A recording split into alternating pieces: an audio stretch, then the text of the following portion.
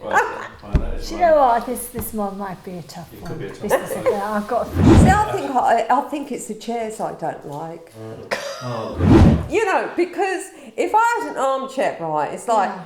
you know, because of cameras and things, we've got to sit almost as if like we're so close, and that bra and breasts are so inviting that really all I can think about is kind of, I can see now why But men they're have fine. trouble. I know, but I can see why men have they're trouble real. because I feel like grabbing them. Because so what I'm saying is because of the proximity of us sitting so close together, Yeah. I find it very difficult. Shall I wear a coat? I'm finding it very difficult to focus on anything. This is just good support bra. It's a good support bra. No, they look fantastic. If I take my bra off, honestly, I've they're by always- my what- knees. They're Do you by know, my knees. I don't know what. Why am I explaining myself? I don't know why I did. You know, the stuff I did like Pirelli Calender and all that stuff. But I've always had like tiny, but I had great arms. I've got a good bum. You see, I had dip back, and a. So you did curvy up bum. Pirelli. You did Pirelli Calendar. So can we I start? was only asked to ladies? do the Sun Although newspaper. it's going, Yeah. can we actually have a formal introduction? Yeah, okay. Hi, today I'm here with my lovely actress friend Susie Ann Watkins. I'm going to do my best to get a word in. I can't promise, but I'm going to do my best. Susie Ann Watkins, how are you? I'm all right, and I'm much better now that I've seen that wonderful support bra because it's a lovely vision on the beginning of the year. And I'm not a lesbian, but I could be. I actually could be. You look fantastic. I haven't seen you for so long. You That look is very kind. That is very kind. But now now I'm going to keep my. I'm not looking at them anymore. I tell you, it's not going to be easy, is it? This one. I'm staying with it. I'm staying with it. I'm not looking at them. They are real. Why am I explaining? They are real. It's just a good support Do you bra. know? She has said that. You have said that about 80 times. Because you keep staring at them. Yeah, but it doesn't matter if they're real or not real, because I suppose all the women that have got them that are not real, Yeah. they're still infighting. But can I just say, I wasn't the one that did Pirelli Calendar. You did Pirelli Calendar. I know, and I did go to Bahamas. I was thinking because Can I just interrupt you? Can you get a I just word want to in? explain. Pirelli Calendar, if you don't know, and you should know, is like, oh my goodness, it's a calendar that comes out every year. They have the top photographers that take the pictures of the girls. The girls are worldwide stars, aren't they? I mean, this year... I wouldn't go that far. No, they are. I've been looking them up. They are worldwide stars. Am I a worldwide star? God, I just seem to spend most of my time wandering around, wondering how much time I've got left and getting very drunk and stoned occasionally. Worldwide I'm a stars. worldwide And my mate, Susie Ann Watkins. I'm a worldwide star. So you're talking If about... I'm a worldwide bloody star, well, actually, no, I suppose my life is pretty good, actually. I was going to talk about... No, I suppose my life's good. Because nobody ever asked me to do Pirelli calendars. So how on earth... Girl from Gravesend, she's from Gravesend. We'll talk about that in a minute because we will be able to get the word... Gravesend, I will forever, ever be linked to Gravesend. There is no ever getting away from Gravesend. Even like my new passport, I'm still a Gravesend girl. There's no way of getting away from it. Did you want to get away from Gravesend? I wanted to get away from Gravesend from primary school. There was a moment of primary school where our writing and everything was good enough to your first project. Right. As your first project. And so we were given books and to write for feedback to, and my book was Batchinesia. Right. And I looked in this book and I saw photographs of markets and women with things on their heads and fruits that I'd never seen, and I wasn't able to formulate it in words because I was too young, but that was the kick point of like that the world was very big and I wanted to go other places, because I hadn't been anywhere but Gravesend. So your family, did they travel? Or? My family were very, very dysfunctional. Right. So on a good year, we would get to a place called Sea Salter, Where's It's quite close to Whitstable. Right. And Seasalt is like literally one road, and it's Right. got chalets on one side, and it's got marshland on the other side. Okay. So on a good year, Mum would get around to getting a chalet in October. So I used to go to this chalet In out of October. season, Yeah. Pebble Beach, no, I was going to say fucker, around. I swear all the time. If I start swearing this early, it just be for the We'll swear. just bleep. And that was the That was the highlight. That was the only place I'd ever been. The Watkins family. That was where we got to. Right. Okay. So then, fast forward. My mum and dad were very into education as a Right. way that you could leverage yourself up. So the rest of my family did leverage their way up, but I didn't. I didn't go to do what are those things called after exams.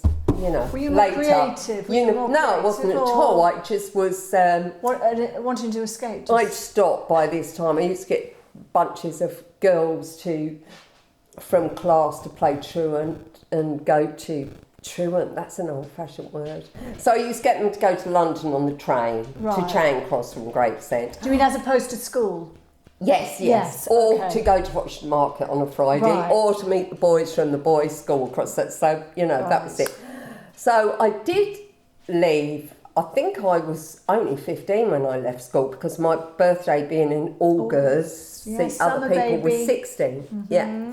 And I got a job at electricity board as clerical assistant, and they also taught me to big switchboard, like, it was like in like going back in time. This switchboard, it was so big when you think of technology nowadays, right?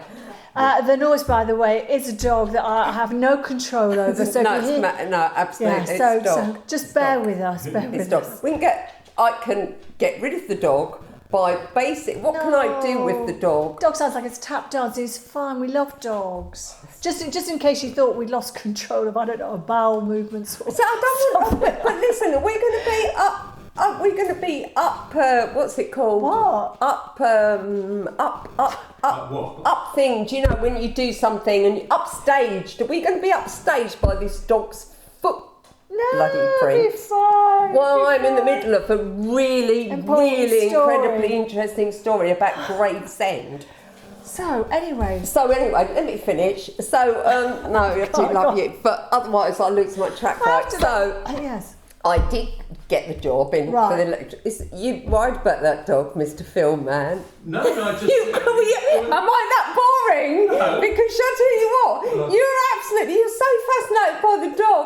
I'm like, shit, I have got boring as I've got. No, it's the paddling around. You protest too much. Yeah, but that people might think the sound's gone weird. my wonderful job, right? Right. I've probably got such toxic in my body because I used to have to photocopy all the time with Xerox, and they didn't tell you about the poisons and everything. So, it's my time. Do not upstage me. Go away. Go away. So, another part of my job, I used to have to cut out. Yeah. I used to have all the Kent newspapers. Right. I am winding this up very shortly. Right. I used to have all the Kent newspapers, and I used to have to cut out anything about electricity board, and I used to have to paste it on a piece of A4 paper, and I had to put anyone. I had to send it to Mr. Rundle, who was the assistant director of the thing.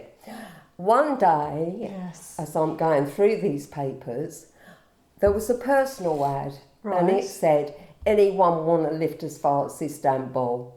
And I picked up that line on the thing, and I just rang, and I just said, yes, I do want to lift as far as Istanbul. Anything but this. Anything but Xeroxing, going round to offices with in and out trays, cutting out pieces of effing, every Kent newspaper looking at anything. So what it was a guy that was driving back to Istanbul. Right. And he wanted some petrol money. His family were from Istanbul. So that was it. I chucked my job in and I... That day? You chucked your job in that day? Chucked my job in, had to work another week or 2 weeks. Right. But there was another girl in the switchboard room with Right. me.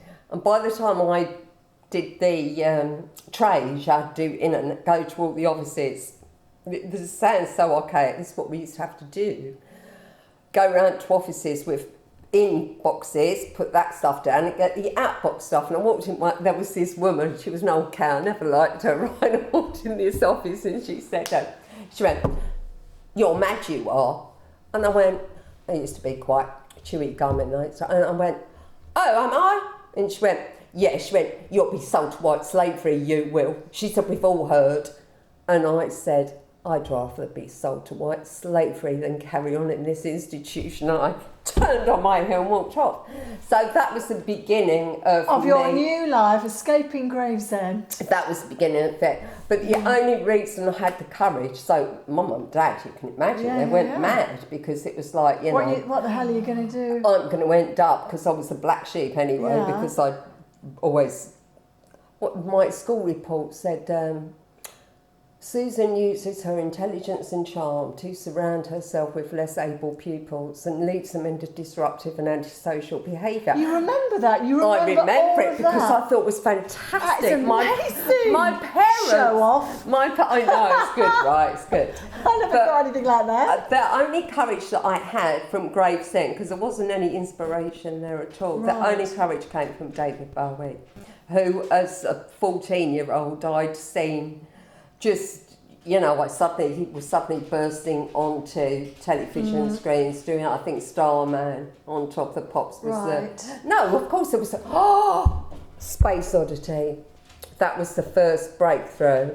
Was he like your escapism? Because a lot of people say that a certain star becomes their uncle, becomes their dad, becomes their focal point to get them out of where... Absolutely. Yeah.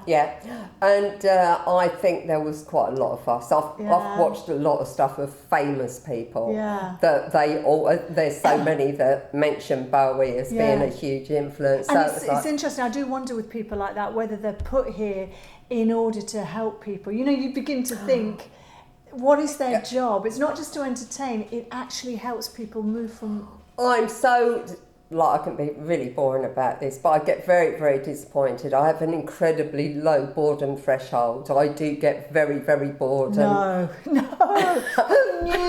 knew? And I was like it from a child. Right. So to find someone like David Bowie, when I was a 14 year, that absolutely changed all the time. Never stopped, and to someone that actually went full. Yeah, full 110. Yeah, he went for it, didn't he? And he never stood still. So he changed his image, he changed his music. So it was constantly evolving. Well, he was, look, I just want to say this.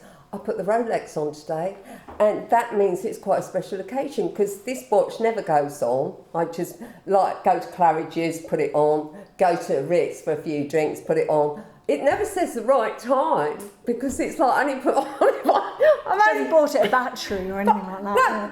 Because it starts as soon as it hits the skin. It starts. Oh right, okay. Rolex. That's what they're. But it's never got the right time on it because I only ever put it as the only piece of jewellery that I have. So it's a special day today because I've arrived and it's a very special day. Yeah, exactly. Right, I'm going to move you on, Susie. I'm going to move her on. So that was Right, that was the beginning. Yes. What people think it was modelling. People think it was me beginning modelling and that, but it wasn't. It was the trip to Istanbul. I did that before I did anything to do with which really is kind of linked to the book that you saw when you were at school with the colourful characters. There was a big world out there. Yeah. Then suddenly you were obviously meant to see that ad, weren't you? Do you ever feel that way? You were meant to see that ad. Of course, yeah, absolutely. So when you saw that ad and you travelled, what the hell did you do in Istanbul? Seasalt, as I said, was 15 miles down the road from Gravesend. So suddenly to be going through France and Switzerland and the former Yugoslavia and Bulgaria, I mean, it was all, oh my God, completely, absolutely jaw-dropping. Yeah. Anyway, the guy who went with, he had a friend who had a grandma, and grandma that I could stay with at Istanbul, pay some rent to and stay. Right. Because it was quite a long, I think he went for 6 or 7 weeks. So it was quite a long Right. trip. But So you had an ending. You didn't just go there and think, I'll just stay for as long as I fancy. No, because we were all going to come back together. Okay. So it was like, drop me off Right. in Istanbul. You're with the grandmother. Yeah, with grandma. Yeah. Called her grandma. Right. And she obviously spoke not one word of English. But that was a laugh, wasn't it? It was absolutely fantastic. It was so exotic. So the first morning I'd been with grandma, sat on this terrace in Istanbul, which had a little terrace. Right. And there were things like olives and this coffee with loads of sugar in and sheep's cheese. And I thought, I fucking arrived. I have arrived. This is it. And it was so exciting. I was so full of all the life of all this travel. But Gravesend always rears its ugly head, like sitting in Mystique with the most beautiful house that was built by Colin Tennant and full moon and, you know, the wonderful sea in the background and everything. And me and Mick Jagger, what we talking, because he's from Dartford, so what we're talking about, we spent the whole time when we met and found out that he was from Dartford and I'm from Gravesend. So it leaves its mark on everybody. So this is, I'm just gonna go back a bit here. So there you are from Gravesend, moaning about your lot. You're suddenly in Istanbul, but then you've jumped. Oh yeah, I do. I jump a lot. So this is when. So I'm just going to take you then to Mystique and Colin Tennant owning the house. And then you bump into. Did you bump into Mick Jagger? Did Mick Jagger take her there? That is a really interesting story. Actually, it's really funny story. I'm interested. Because I was on a model, so I fast forwarded, but Yeah. I didn't completely lose my theme, Yvette, because it was Gravesend. So Dartford is basically 3 or 4 miles from Gravesend, and both Keith Richards. That's another story. I've met Keith Richards in Rome, but we didn't talk about Gravesend as much. But Mick and I did. But so I've lost my So thing. you're in Mystique, and instead of taking in the ambience of all we're talking about Gravesend and Dartford. As you do, yeah. So because he was saying that, because he was obviously travelling up from Dartford in the early days of being, you know, music and gigs and etc. And he said, have they still got those trains? Because that line, the Gravesend line of trains that came from Gillingham to Charing Cross, they were like the worst, skankiest trains that there were. It had marked and Mick. It had marked Mick. Those trains had marked Mick, yes. Anyway, who knew? But it was how I met Mick. It was quite funny because he was in Mystique. He's got a house in Mystique, and I was modelling on a modelling job with a model called Nikki Clark and Joni Flynn and a very, very talented photographer called Byron Newman. Right. But what happened is that we had a makeup artist. So Byron Newman, his wife at the time, was Bridget. Her name was Bridget. You can look her up. Right. She was an actress. She was only about that high. She was a really good French actress, and she played Edith Piaf in a film. She was how high? That high. Well, maybe a bit higher. We'd have to say that's a bit size. Do you know what? You should be. You should be. She didn't do pantomime every year, did she? Listen, Gravesend. Listen, you should be an interviewer because you're too much of a star. You're not. It doesn't suit you being an interviewer. You're too much of a star because you're a Leo. No, I just took her to Gravesend doing Snow White. Sorry, I'm so sorry. Let's move on. Take that out. So anyway, this shoot in Mystique, right? She's the wife. She's just grown. She's just grown. And Byron Newman's really tall. So they're out doing records on the island. Right. And I don't know where Nikki Clark and Joni Flynn are. But Mystique is so, it's a very exclusive island. It's not much going on there. It's just like Basil's lobster bar, jump up bar where they have bands. Then there's, I think it's a Cotton Club Hotel.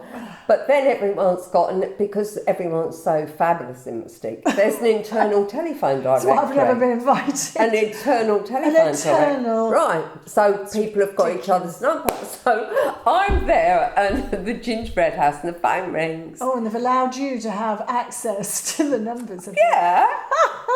And no, everyone. So we all have. And I knew it wasn't a fluke. I knew it was actually Mick Jagger. Because he went, hello. And I went, oh, hello. And he said, oh, it's Mick Jagger. So I went, oh, hello. And he said, I heard there was a bunch of people arriving that were at the gingerbread house. Right. Now, I heard something about him arriving because I think we all danced with his architect one time in Basil's Jump Up Bar. So it was like he got this house and it was going to be coming. So he said about inviting us out to Basil. So I said, oh, okay, then what time and everything. So that was that, right? So Byron and his wife got back. So I said, because we had a chef come in every day. Hard life for this girl from Gravesend. So, But you know, we were all feeling sorry for you until this point. Now we don't. We've all gone. My life is transformed by this point. I've gone through all the tough shit, right? Right. So I said, cancel. I forget her name. It's a lovely lady. I said, cancel the chef because Mick Jagger's Cancel the chef. Because Mick Jagger's invited us out for dinner, right? So, but of course, well, not of course, but they wouldn't believe me. They thought it, because I was known for doing gags, they thought it was a gag. So they thought that, so he wasn't. So I realised that they weren't going to believe me. So Were you nervous? About what? Meeting Mick Jagger? No, not at all. No. So I don't know, as soon as I spoke to him on the phone, he went, oh, hello, it's Mick. He said Mick Jagger, and I went, oh, hello. It was kind of like, it's very easy. Right. So I had to say, look, for fuck's sake, I'll take you all out to dinner. I will buy you all lobster, right, if Mick Jagger's not there. So then they went, oh, all right then, right, because they wouldn't believe me. Right. So we went to Basil's and he was a bit late, actually. So Nikki Clark, who was always going to be a bit troublesome, she was always a bit troublesome with me. And she turned around and she went, it's going to be an expensive night for you, it looks. And at that point, Mick walked in and they just, it was really funny. Oh, they all kind of melted. And, you know, like, it was really star-struck thing. And Byron had been at primary school with him. He had been in the same class at Mick Jagger as primary school. Oh my God, you're all interlinked. We're all interlinked. But no, it was great. It was really It's good like company. a reunion of Gravesend, and I mean, it's like a whole reunion, isn't it? You're right. On the island of Mystique. Yes, on the island of Mystique. They let anybody in there, weren't they?